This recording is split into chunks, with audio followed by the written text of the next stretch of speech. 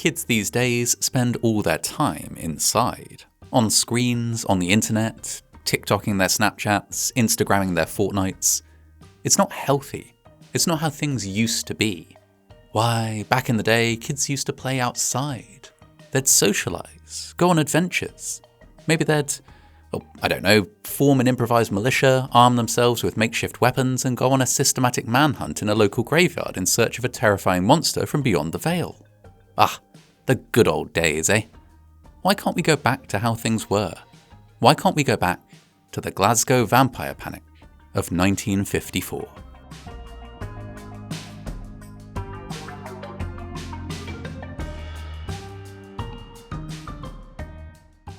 In the 1800s, big cities all over the world were becoming bigger and facing some very pressing questions as a result. A lot of these questions had to do with how you got things in and out of a city. When hundreds of thousands of people all cluster in one place, you need to get in loads of food and clean water and goods and horses, and you need to get out loads of garbage and sewage and dirty water and horse manure. But how? Much of the 19th century was spent figuring this stuff out. As part of this, one very pressing concern for Glasgow in the 1820s was, what do we do with all the dead people? Until this point, burials were mostly a religious affair, with the dead interred in increasingly crowded churchyards. If you were unlucky, aka poor, you might end up sharing your eternal resting place with a dozen other unlucky souls, or even being dug up and broken down into your constituent bones for easier storage after a couple of years. But that couldn't go on forever. You can only put so many dead bodies in a small patch of ground before some start poking up through the topsoil. Plus, overcrowded graveyards caused all sorts of other problems, like, for example, polluting the water supply with decomposing body matter. Side note, there's a theory that this was what killed the Bronte sisters. This famous literary family collectively penned a number of masterpieces throughout lives blighted by tuberculosis and various other malaises. They all died young, and since their death it's been theorised that their chronic ill health was due to the fact that they were drinking, graveyard soup for most of their lives. Their parsonage, you see, was directly downhill from a seriously overcrowded churchyard through which rainwater would filter before entering into the local water supply. Grim. The residents of Glasgow weren't into the idea of cadaver tea, and so they looked across the channel to Paris, where burying dead people was undergoing a total French Revolution. Parisians had started designing beautiful, intentional, spacious, non-denominational, garden-like cemeteries where people could both bury their dead and take a peaceful stroll at weekends. They were a far cry from the messy, overcrowded, unsanitary and tumble-down graveyards at home. So, Glasgow decided it wanted a piece of this action, and the Glasgow Necropolis was born. Necropolis means City of the Dead, and that's kind of exactly what it was. A huge hillside tract of land with wide boulevards and elegant stone bridges, and lots of space to house generation after generation of Glaswegians when they kicked the bucket. The necropolis was one of the first modern graveyards, and it did a fine job, accommodating around 50,000 bodies. The dead interred for their endless rest here would no doubt have found it comforting to know that decades on from their burial, their place of final repose is still a landmark of the city, and is averaging a strong 4.5 blobs on TripAdvisor. Well worth a visit. The necropolis is where most of this story takes place, but you'll also need to get familiar with Gorbals. That's a neighbourhood in Glasgow to the south of the Clyde that was historically home to a great deal of industry. Come the 1950s, Gorbals was getting crowded. As more and more people moved into the city in search of jobs, conditions steadily got more challenging. Most families in Gorbals lived in rundown tenement buildings from the previous century, many of which had quite basic sanitation and heating arrangements. Even as late as the 1950s, you'd have been looking at half a dozen people sharing a single room, outdoor lavatories, and freezing cold winters. The flip side of this was that Gorbals had an amazing sense of community. Yes, there was little to go around, but people shared what they had, looked after one another, knew their neighbours, and stuck together when things got tough. This applied to the kids too. The sense of community among the area's youth was every bit as strong as it was among the adults. Kids played together, looked after each other, and of course were every bit as prone to crazes and fads as kids are these days. The particular craze that's the subject of this video began on the 23rd of September 1954. A rumour started going round, and the rumour was something like this. There was, lurking in the Glasgow necropolis, a real, live, undead vampire. He was 9 foot tall, had teeth made of solid iron, and had already killed 2 unfortunate urchins. There's no doubt that some adults probably got wind of this rumour, but bizarrely, they didn't seem too worried, which left the kids in a jam. They were all 100% convinced there was a vampire. Everyone was talking about it, but the adults lacked, shall we say, situational urgency. It seemed like the kids themselves were going to have to handle this one. So they did. After school, they hurried home to scrounge up whatever offensive weapons they could find. Knives, sticks, vicious pet dogs, and so on. And then, en masse, they flocked to the necropolis. Imagine the scene that the first police officer in attendance, PC Alex Deeprose, encountered. Hundreds of children are all over the graveyard. They're all armed. Kids as young as 4 are tottering around with kitchen knives and makeshift spears. They're organised. The older kids are directing the younger ones to search different areas. More kids are climbing in over the walls and fences every second. Everyone is armed to the teeth. It is, in short, out of control. Plus, it's also very cinematic. The evening is a slightly misty one, and the big iron foundry right next door to the necropolis is foundrying away, the furnaces casting an unearthly orange glow up into the sky. The whole scene is horrifying. You collar the nearest urchin and ask them what's going on, to which they reply something along the lines of, and I'm using my imagination here, "Gor blimey, governor, ain't you heard? There's a whacking great vampire kicking about. But don't worry, we're gonna nab the blighter." Something like that, but, more Scottish.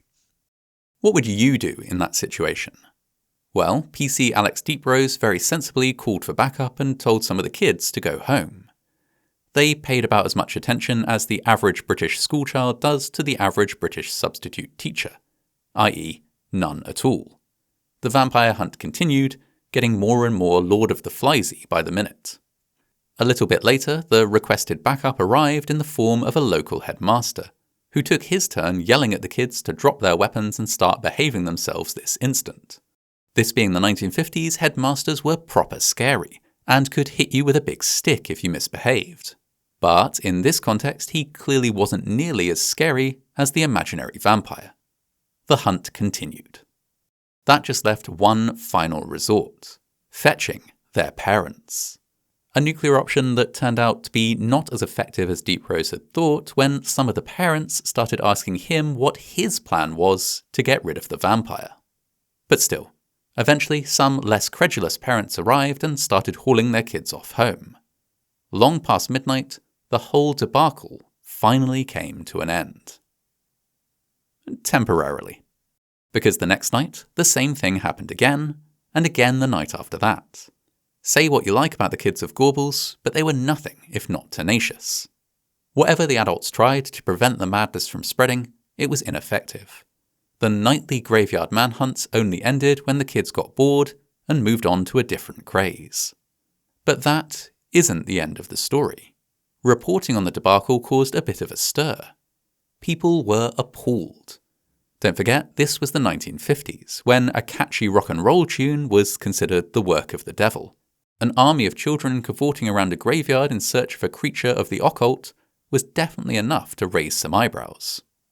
The media tossed around a few different ideas about who might be to blame for what happened, some of them considered more likely than others.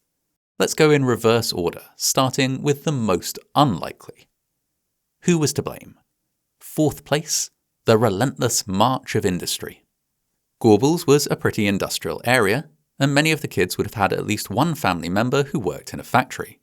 Factories were dangerous places, and to keep the kids from trespassing into them, parents would often tell them tall tales. Stay away from the foundry, or the Iron Man will get you, for example. Perhaps the vampire with the iron teeth was simply an industrial invention of one particular parent that got a bit out of hand. Maybe, but I'm not buying it. Third place, the Bible. There is, in fact, a passage in most versions of the Bible that references a monster with iron teeth. Daniel 7:7 runs as follows. After this, as I watched in my vision in the night, suddenly a fourth beast appeared, and it was terrifying, dreadful and extremely strong, with large iron teeth. It devoured and crushed, then it trampled underfoot whatever was left. It was different from all the beasts before it, and it had 10 horns. Could this have been the source of the vampire panic? Well, maybe. But let's be realistic. How many kids were reading their Bibles on a daily basis, even back in 1954? And in addition to that, the vampire the kids were hunting didn't even have 1 horn, let alone 10.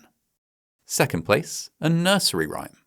In circulation at the time was the poem Jenny with the Iron Teeth by Alexander Anderson, a shiver-inducing verse about a monster with iron teeth that liked to chow down on misbehaving children, starting with their toes.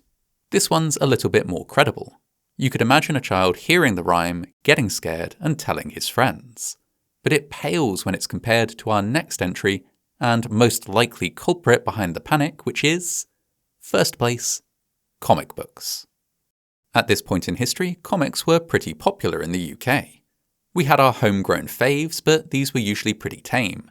Things like the Beano and the Dandy, both of which started in the 1930s. During the Second World War, though, there'd been an influx of American soldiers, bringing with them American comics. These, to say the least, were a bit more toothy. American comics were more fantastic, more exciting, and often more scary. In fact, there were lots of horror comics in circulation at the time, comics which focused exclusively on telling dark, scary tales with themes of the occult. The Beano simply didn't compare to these spooky, exotic imports. Dennis the Menace was cool and all, but his storylines very rarely featured grave robbers or succubi or brain-eating zombies. Needless to say, these spooky comics were extremely popular among kids, and extremely unpopular with parents. Part of it was the general distrust of anything new and unfamiliar, and part of it was the fact that a lot of these comics were, in fact, pretty graphic. One comic in particular took the brunt of the blame for the Gorbals affair. An issue of Dark Mysteries which featured, you guessed it, a vampire with iron teeth. Culprit identified. The kids had had their panic, now it was time for the grown-ups to have theirs. Horror comics became a scapegoat for all manner of ill behaviour, with the Gorbals vampire panic being just the latest and most alarming symptom of the damage they caused. The debate made its way all the way to Parliament, where it was tossed around by MPs and eventually contributed to the passing of the Children and Young Persons (Harmful Publications) Act of 1955. Scary comic books were forthwith officially banned from the UK, and the shenanigans that had gone down in the Glasgow necropolis the year before were at least partially to blame. Now, they banned all sorts of things in the 1950s that today we wholeheartedly accept. But the interesting thing about horror comics is that they never repealed the legislation. It remains on the books, although it's really not a biggie. It's mostly treated like one of those hangabout laws which say every man over the age of 14 must carry a longbow, or that it's legal to shoot a Welshman in Chester after midnight. They're on the books, sure, but everyone knows they're not real and are never enforced. Except in this case, the law is occasionally enforced. There were 1 or 2 attempts to use the law to prosecute publishers or importers around the 1970s, both of which went nowhere, but even in more recent years, some people attempting to import spooky comic books have had their shipments turned away at the border by overzealous customs agents. Nobody's going to jail over it anytime soon, but people are, to this very day, still being somewhat inconvenienced by this decades-old ruling. The legacy of the vampire panic is still ongoing in other ways. The story is now a beloved part of Glasgow folklore, and to this day, children in Glasgow sometimes still carry knives around in what is presumably a loving and harmless tribute to this amusing bit of history. But what about the ban on horror comics? That shows no signs of being lifted anytime soon, which... actually, wait a second. Does this count as a horror comic? It's definitely a comic, and it features a pretty scary vampire. Let's play it safe. Just for this video, please go ahead and don't hit the subscribe button, don't give it a like, and especially don't share it with your friends. Let's keep this one under the radar. Thanks.